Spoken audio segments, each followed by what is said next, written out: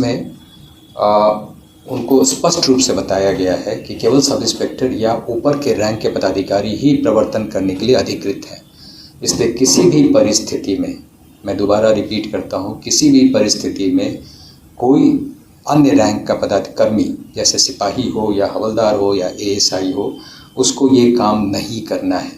इस तरह की शिकायतें बार बार आ रही थी और इसलिए उनको बहुत अच्छे से ये बात समझाया गया है कि उनका काम, जो नीचे के रैंक है, उनका काम केवल रेगुलेशन है और वो प्रवर्तन में कभी भी शामिल यदि पाए जाते हैं तो इस संबंध में उनके विरुद्ध अनुशासनिक कार्रवाई के साथ साथ यदि कानूनी कार्रवाई की ज़रूरत पड़ती है तो वो भी की जाएगी। और इस दिशा में हम लोगों ने इसको बहुत कड़ाई से अनुपालन के लिए अपने यहाँ से मुख्यालय के स्तर से भी डिकॉय जांच दल उसको निकालने का निर्णय लिया है, ताकि इस तरह की जो शिकायत है उस पर पूर्ण विराम लग सके। उनको ये भी डायरेक्शन दिया गया है कि डिजी लॉकर के माध्यम से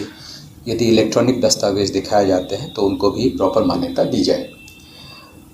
इसके अलावा जो पर्यवेक्षी रैंक के पदाधिकारी हैं, जैसे इंस्पेक्टर हुए या डीएसपी रैंक के पदाधिकारी हुए या एसपी हुए, उनको भी कतिपय डायरेक्शन दिए गए हैं। खास करके जो हमारे कर्मी हैं उनकी वर्दी वगैरह सही तरीके से हो, ड्यूटी पर अलर्टनेस हो। आमतौर पे जो है वो एक जगह कहीं कहीं गप करते दिखाई देते हैं या मोबाइल फ़ोन का इस्तेमाल करते दिखाई देते हैं, उस पर हम लोगों ने अंकुश लगाने का, कड़ाई से अंकुश लगाने का डायरेक्शन दिया है। और इस संबंध में जो है समय समय पर जो हमारा निरीक्षण दल निकलेगा वो भी इस बात पर लगातार ध्यान देगा। दूसरा डायरेक्शन उनको ये दिया गया है कि पीक ट्रैफिक आवर, यानी सुबह का जो ऑफिस का काम समय होता है या स्कूल के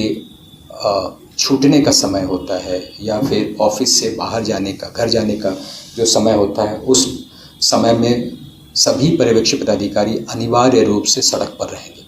ऑफिस में वो नहीं पाए जाने चाहिए। और इसके अलावा उनको ये डायरेक्शन दिया गया है कि